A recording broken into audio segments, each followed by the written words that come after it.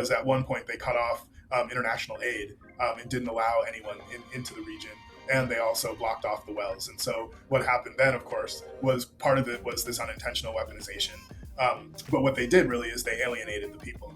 The most existential global challenge is climate change. And so it's all of the physical impacts of climate change around the world. Can you talk to us about why are desalination plants in the region, in the Gulf states and in Iran, such a strategically significant targets in this particular context?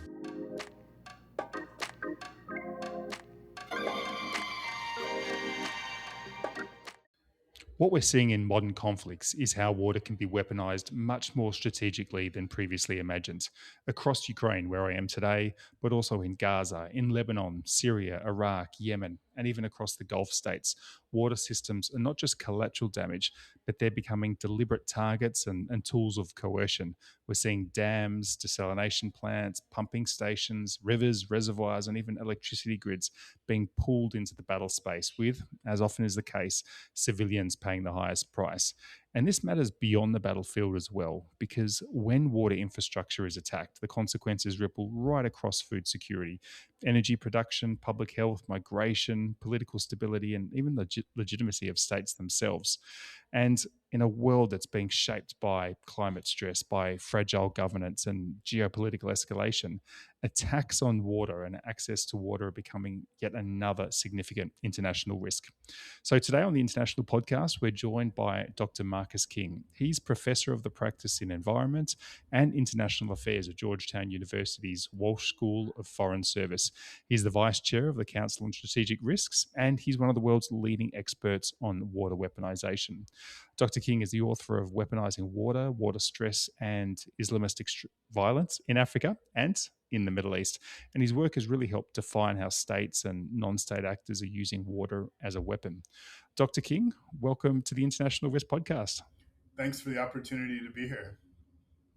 Dr. King, whereabouts in the world do we find you today? I'm in Washington, D.C. on a nice spring day in my office here. Perfect. Well, look, let's jump straight in. When you've written about water weaponization, and when you talk about water weaponization, I believe you've identified several distinguishing categories of when and how water can be used as a weapon. Can you talk us through what does this term mean to you, and give us some examples so our listeners can really picture and understand how water is being used as a weapon today? Sure. So in my research, when it comes to water weaponization, I really took a wide definition of the word weapon to begin with. I actually just went to the dictionary and found that a weapon can be a tool used to harm, injure, or coerce. So with that wide definition, I did my work on the subnational level, looking at violent extremist organizations and other, insurgents, participants in civil war. And what I did was I identified 6 ways that I think water has been weaponized over a historical period. And so you can see the flexibility in the definition, but the first that I would like to talk about is called strategic weaponization.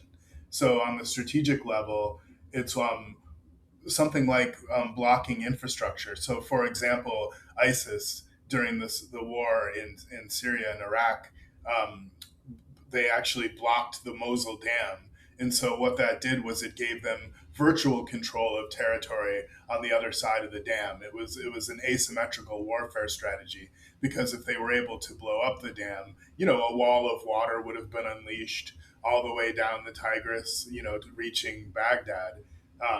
And so threatening to destroy a dam can flood an entire city or entire region. And so what that does is it really threatens large military formations. It threatens cities. But then another way I thought of water being weaponized is more tactical. So water being used against targets, strictly military targets in a battle space. So it's narrower than strategic weaponization, and it's directed at for the immediate military advantage. So I saw this, for example, in Somalia, where I looked at some of the tactics of al-Shabaab. And they were actually at one point able to divert a very narrow river called the Juba River in a way that flooded a formation of Kenyan and American special forces that were pursuing them. They woke up the next morning and they were inundated by water. And it actually caused some of the only casualties the U.S. has had in the war on terror in Eastern Africa as well. My next categories are somewhat similar, but they have to do with coercive use of water. So it's the provision of water or holding it back. Um, for the project of statehood, which was something that ISIS actually aspired to during the war. And so, what they were able to do then was try to build political legitimacy by providing water, but also to tax the population for revenue, to buy weapons. And so, that was one idea. But then, also, kind of close to this coercive definition, is the idea of water as an instrument of psychological terror. So what this would be is using threats to deny access to water, threats to contaminate water or destroy infrastructure that is, meant to create fear in the hearts of civilians. And so it doesn't have to even be done. It's just this psychological threat. Um, I think I heard you were in the Ukraine, and that there's an example that of another type of weaponization, which I call unintentional weaponization. So what I mean by that is water is actually not many times it's not an efficient weapon. It's a very blunt weapon, and so as I think we can all admit, although the Russians haven't, is that they blew the dam in Zaporizhia as one of the tactics actually as a strategy, as I would put it, of war. And so what this did was it wiped out some of their own military formations that were on each side of the river as well. And so it had an unintentional effect. And this happens, quite a bit as well in the things I've seen. So whether it's being used as an instrument of extortion or incentivization, whether it's being used on the strategic or tactical level, I've seen this happen across the case studies that I did, which at this point were Nigeria, Somalia, and ISIS's use of the water weapon in Iraq and Syria. So there's broader implications for other areas, but these were the ones that I did my individual case studies on. Yeah, thanks for sharing that, Marcus. And as you said, I'm in Ukraine right now, and attacks by Russia on civilian infrastructure is visible in nearly every city that I've been traveling and working in. And the UN Human Rights Mission reported in January, so a few months ago, that attacks on Ukraine's energy and utility system has caused knock-on disruptions across the country, across heating and water services, especially to civilian apartment buildings. And just a month ago, officials in Kharkiv, the second major city in Ukraine, said Russian attacks had damaged at least 34 water supply objects and kilometers of water supply networks in the first 3 months of the year. And that's just in one city. And this has been repeated across Ukraine by Russia. In June last year, Russia attacked the water pumping and filtration systems in Dnipro, a beautiful and very large city on the coast, in Poltava, in November, in December, in Odessa. I mean, this is something that we're seeing again and again. So I wonder, Marcus, when you hear these stories, do you feel that this is just the new norm in conflict? And when our listeners are hearing about these stories, and sadly we're likely to hear more of them, how should they be thinking about these sort of attacks? Right. Um, Sometimes I do believe it's a new norm and it has been increasing. But when I take a step back, there really is a historical basis for the use of water as a weapon in war. Some of the examples I give go all the way back to the Roman Empire, when Roman soldiers actually threw dead bodies down wells of villages that they had conquered. Um, on a higher level, I've also done some work and thought about the Anglo-Dutch Wars, back in the 15th century, where dikes and levees were breached in order to, to flood some of the Dutch soldiers, their formations out of existence. Something that is pretty well known also in the UK is the story of the dam busters in World War II. And so there were Allied bombings of German dams that were associated with, the large aerial bombing campaign at that time. So I think that there is a historical precedent for water weaponization. But I believe that what is, there were times even in, say, the Vietnam conflict when Richard Nixon and Henry Kissinger, of all people, really did believe that there should be a red line there, that it should be prohibited. So what I've seen, I believe, in things that you've alluded to, really, is that it is, I think, becoming more of a norm in warfare. Something that's happened with warfare in general, and I think you're probably familiar with this, is the idea that civilian casualties have become more and more prominent in modern wars. And so part of that is this indiscriminate, deliberate destruction of civilian infrastructure that is happening. And so I think the Russians have done it. They've targeted civilian infrastructure, not only water, but also electricity, as you said. I think another example has been the Israeli actions in Gaza, where they've targeted desalination plants and others. So I do get this feeling, and I do have a fear that deliberate destruction of civilian infrastructure, but particularly water, has been what you might call normalized. There had been sort of something that an Australian scholar had referred to in her work, Gretchen Machen is her name, as something called the water taboo, where water had been prescribed, as a target within war. But I think I am seeing a situation, and it is exemplified by Ukraine and Russia, um, but particularly Russian actions, as becoming more of a norm in international warfare. And I think that's really important when we talk about whether something's normalized and whether there are still taboos around certain actions. Because, as you said, historically, attacks on water resources and infrastructure have occurred, but we're seeing record levels of water violence in countries affected by war today. I think it was the Pacific Institute's water conflict chronology that said that records were broken in 2023 and 2024, which is further intensifying humanitarian crisis and further undermining any sort of prospects for peace in many different conflict zones. So I wonder if we accept that we're entering an era where water systems themselves are increasingly becoming part of military strategy and warfare. Is that something that we should be accepting? Because from an international law point of view, attacks on civilian infrastructure and collective punishment against civilians, these are still war crimes, but it doesn't seem to be making a difference at all in 2026. Right. So they are war crimes, and briefly, I would just cite some of the law. It's the Geneva Convention's Additional Protocol 2, which is the laws of wars, does prescribe the deliberate destruction of civilian infrastructure. So humanitarian law, law of war, both prescribe it. There's another treaty that a lot of countries belong to called ENMOD, the Environmental Modification Treaty. And so what this does is, as it sounds, it prohibits the manipulation of the environment in order to wage war. So this is something that speaks again to the strategic use of water. So I think there are approaches on the international level, particularly countries that belong to various conventions and treaties, um, to try to at least approach this issue. One thing that I've imagined that could be possible is remanding someone who perpetrates this, like let's say Putin, to the International Criminal Court for war crimes that include water weaponization, many others, right? But water weaponization is being part of this.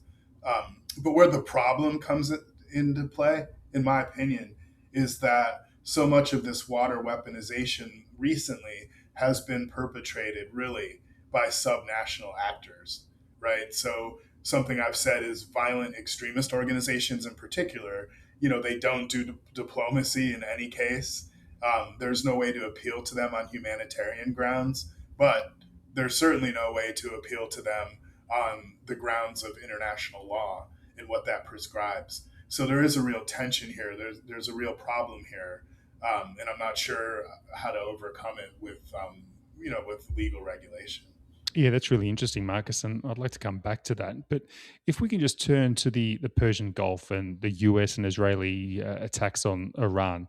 Now, if we actually go back to the 80s, I think it was 1983, the US intelligence warns that a disruption of desalination facilities in Arab countries could have the most serious consequences, more so than any other industry or commodity in the region.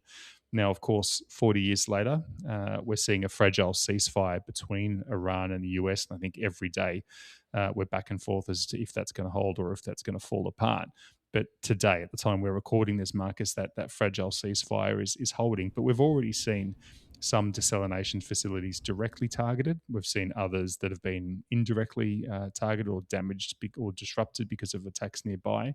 Now, the US struck Kharg Islands in Iran. Iran has struck facilities in Bahrain, Kuwait, the United Arab Emirates. Can you talk to us about why are desalination plants in the region, in the Gulf states and in Iran, such a strategically significant targets in this particular context? Yeah, absolutely. And as you referred to over the last few months now of the conflict, desalination has been targeted both within Iran itself and also within the Persian Gulf states. So Iran, they rely on desalinated water for only about 5% of their water supply. So for them, it hasn't been as bad as some of the other acute water issues that we could talk about in a moment. If you'd like to. But also what we're really seeing is that desalination plants are strategic targets within the Gulf countries themselves. And so why would that be? From an environmental security perspective, desalination plants have several characteristics that make them strategically significant. I mean, one is that is the concentration of supply of the water. A single plant may supply water for hundreds of thousands or even millions of people in these large cities, especially in the Emirates. Um, and so arid states tend to rely on a few large facilities, so there's a limited redundancy in where their water supply comes from. Another one, perhaps even most significant, is that it relates intrinsically to energy dependence because they require large energy inputs. Attacks on power infrastructure can disable the plants. Many times they're co-located. So if one is targeted, then the other is targeted as well. And so while desalination takes a lot of energy as a process, as an input, also the power plants are destroyed. And of course, where are these located? Desalination plants are located very close to the coast. So they have coastal vulnerability, from small boats, from naval attacks, and also from drones as well. So these exposed coastlines, along with a concentrated supply of water and industry, has been a real problem. And this gets back a little bit to my definitions of water weaponization on that psychological level. So the Iranians only need to hit one or two of these in order to really cast fear among the whole population of the Gulf. But they need to really think about a comprehensive policy that will enable them to diversify and conserve water. So, what are some of the elements of this? I would say wastewater is going to be a very important aspect of it, reducing demand overall, protecting groundwater, and then also changes in agricultural supply. So treating wastewater as a major source of water. The World Bank did a study on the GCC countries and found that they could significantly expand wastewater reuse with regional experience. And they suggested that up to 90% of wastewater within the countries could potentially be recaptured. So this would be for agricultural, industrial, and domestic uses. And so they actually use desalinated water for certain industrial processes where they don't actually have to do that. So that would be a way of walking that back a little bit. And then in so many places, not just the Gulf, but United States and globally, it's reducing water losses in urban systems. So Dubai has been a strong regional model for this.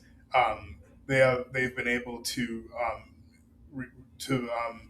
reduce losses by up to 50% of the urban water infrastructure. Another thing that has been important, again, globally, is the idea of reforming water pricing and subsidies as well. Um, so, water pricing and subsidies for non essential water use. So, things like watering the lawns, some of the resorts they could scale back or at least charge them more than domestic utility users. Um, and then, agriculture isn't a huge part of the economies of the Gulf, but they do some indoor cultivation of plants, some hydroponic growing of plants. And so they should probably rely more on food imports from overseas, at least for the water intensive commodities. And then obviously in a scenario where the Persian Gulf and the Gulf of Hormuz isn't clogged up, they're able, at least in the future, to plan agricultural policies that are a little less water intensive. How concerned should we be when we think about broader climate change and environmental degradation globally, about when we hear countries talk about day zero and potentially running out of water? Is that actually something that we need to be paying attention to in Europe and North America? So day zero is basically, as you stated, a situation of what's called water bankruptcy. In water bankruptcy, like it sounds, is basically when a large metropolis runs out of its municipal water supply, and they get to that point. And so, some places we've seen that possibility would be Mexico City, other parts of the world. Karachi's getting close. Kabul is also getting close. So the scenario is a lot different, though, in places that are war torn. And so if you look at what's happening in Iran, for example, the last 3 summers there have been particularly affected by drought. We've seen temperatures of over 120 degrees Fahrenheit that have occurred there. And so I am very concerned about the underlying water issues that are happening in Iran that aren't exactly related to the war. But what's happening is, again, sort of the deliberate destruction of civilian infrastructure. I'm not intimately familiar with the target list of the Israelis and the United States, but I can really bet that water infrastructure is being interrupted or being destroyed. So whether that's water treatment facilities, irrigation pipes, reservoirs themselves, all these things need to be taken into consideration. What could be done, of course, would be the implementation of more effective water policies like integrated water resource management. But this can't be done in a conflict setting. Obviously, the Iranian government is not at a point, where they're able to implement better water solutions.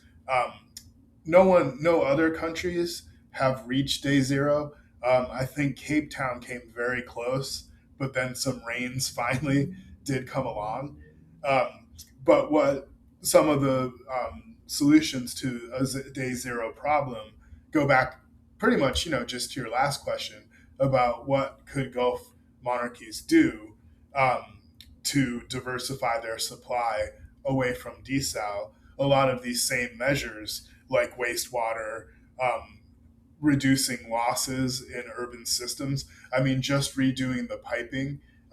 Some of these places, like Mexico City, have municipal piping of water that goes back to the colonial era. So actually making some of these changes, including reforming water pricing and subsidies, is something that I think might be able to avoid a day zero, but certainly a day zero in places that are more politically stable. Marcus, I really thought it was interesting what you were talking about before about that psychological dimension of water and also attacking water. Now, here in Ukraine, it feels like every winter when Russia repeatedly attacks the energy infrastructure and the conditions get really, really tough in a variety of cities here, it seems like the civilian population actually gets stronger. It seems like their resilience actually builds despite the difficulty. Now, that could be a cultural issue. It could be the way that Ukrainians as a society are dealing with this prolonged and illegal war. But I wonder if that's something you see when you look around, because of course, water, it's not just essential for survival, but as well as dignity, but public health and social cohesion as well. So I'm wondering where you've seen water used as a weapon in other communities. We know that in Gaza and other parts of Palestine, up to 80% of the infrastructure has been deliberately targeted over the last couple of years. And Gaza's water network has either been damaged, destroyed, or completely shut down in parts. What has been the psychological impact, but maybe even the other secondary and third order impacts from turning water off or deliberately targeting the infrastructure? Yeah, well, first of all, it's great to hear from you about the resilience of the Ukrainian people. Because there's two ways you can go, right? I mean, you can abandon all hope, or you can use it to increase your resolve. And it's really heartening to hear that the Ukrainians were able to do that.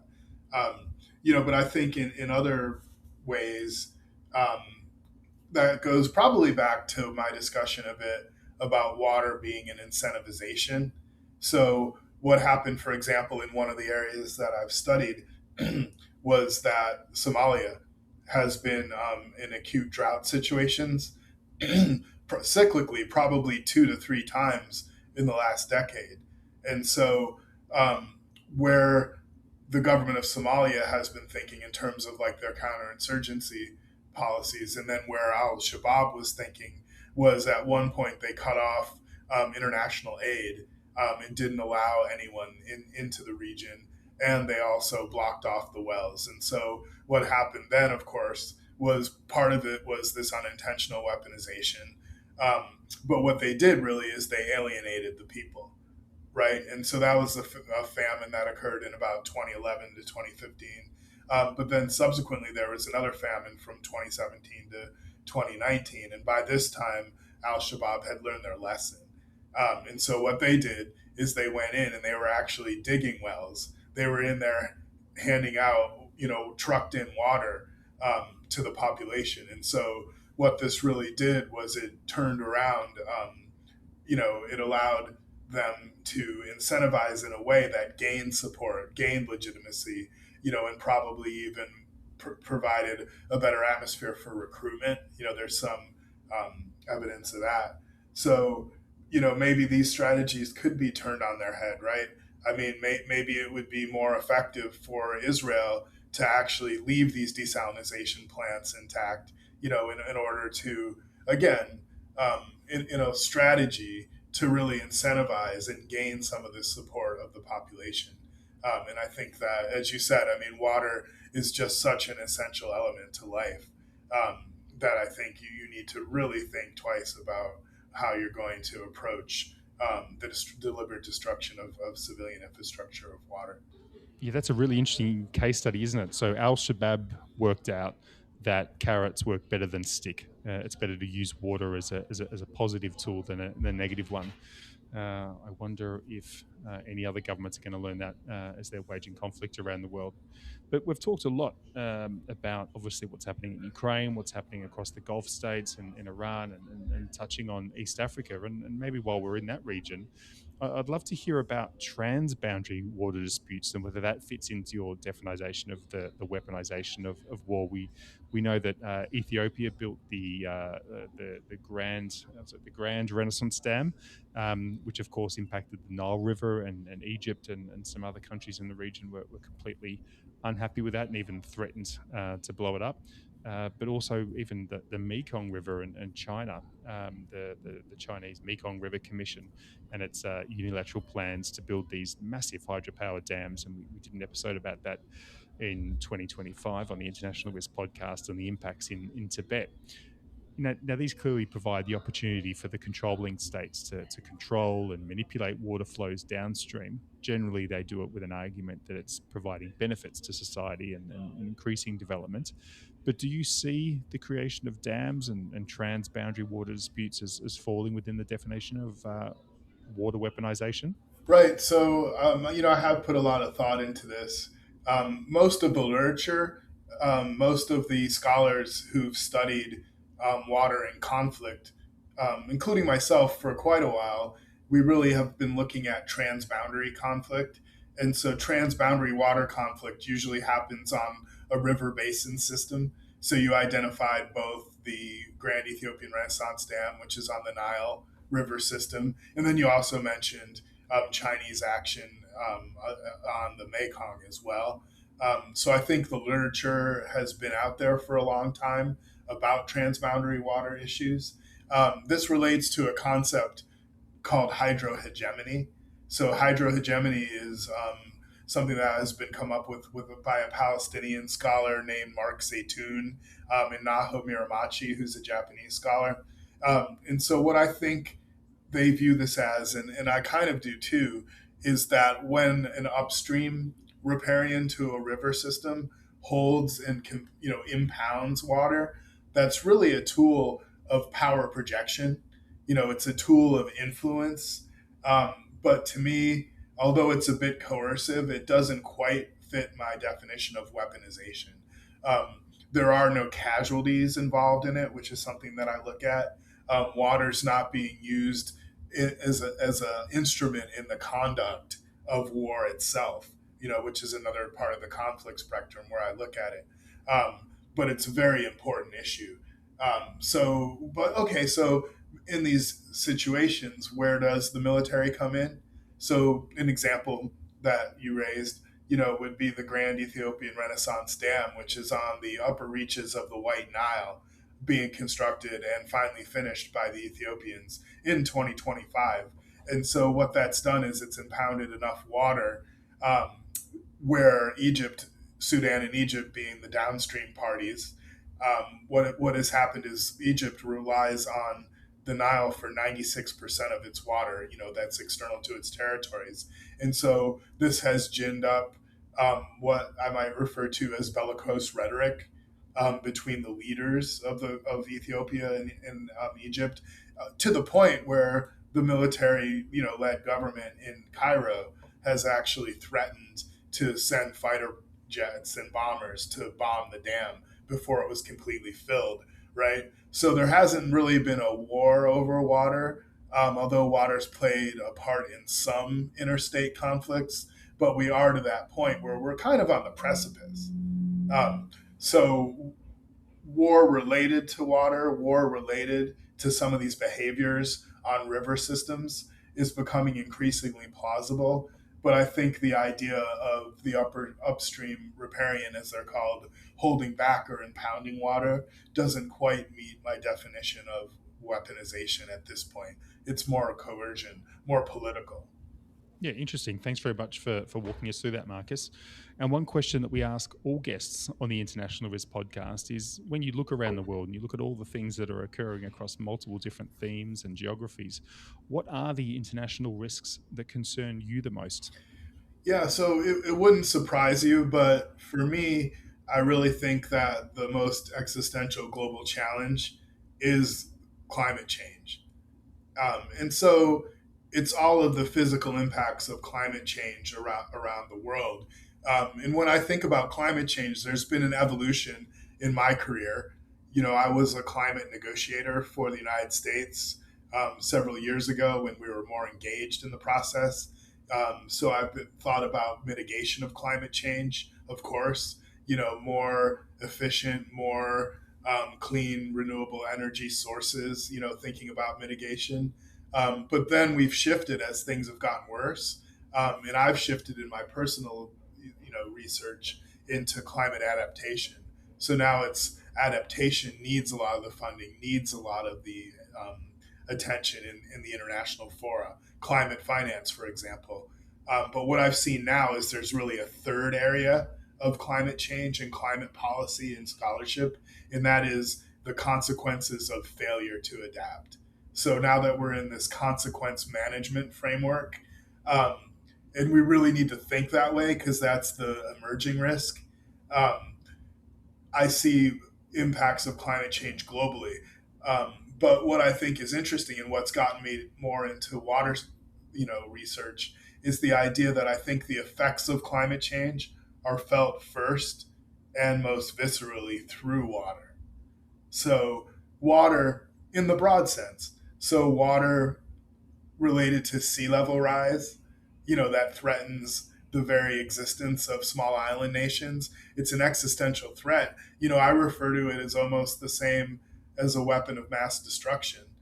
What is kind of scary is weapons of mass destruction always had some chance of being used, hopefully a diminishing, very, very minute chance of being used. But there was always the bet that, hey, it's probably not going to happen. But with climate change, there is no bet. It's going to happen. So it's actually, in some ways, worse than even the nuclear, the specter of nuclear war. So that's sea level rise. Another way that climate change manifests itself through water can be more extreme weather events. So cyclones, typhoons, flooding, the interruption of the monsoon cycles that's happening through climate change is also a bit felt through water itself. Another one might be deglaciation. So the water towers of Asia are the large glaciers that feed, the Tigris, the Euphrates, not the Tigris, Euphrates, but the Asian rivers like the Indus. So just understanding, whatever that impact of climate change, be it deglaciation, be it changes in monsoon patterns, be it the most important for my scholarship and probably for our conversation, drought and desertification, really make it such that, to put it really simply in the way I describe it to my daughter, who's in middle school, is climate change is the shark, right? It's the shark, and then water scarcity is the teeth of that shark, No, thanks very much for explaining that, and well, thanks very much for explaining that, Marcus. And I think you're totally right. As drought continues to intensify, as water security and water scarcity just really worsens in a world where 2 billion people still lack access to safe drinking water, I think this really is a very significant international risk. And we really appreciate you coming on the International Risk podcast today. Thank you so much. It's been a joy speaking to you, and I've got a little more optimism coming from your direction, which is great. Well, that's really good to hear. Well, the other side of risk is always opportunity. Well, that was a great conversation with Dr. Marcus King. He's a professor in environment and international affairs at Georgetown University, and he's a leading expert in water weaponization. And I really enjoyed our conversation and the insights he provided on the increasing use of water as a weapon in modern warfare and how we should be reframing water security and climate change as a national security concern. Today's podcast was produced and coordinated by Anna Kummelstead. I'm Dominic Bowen, your host. Thanks very much for listening to the International Risk podcast, and we'll speak again in the next few days.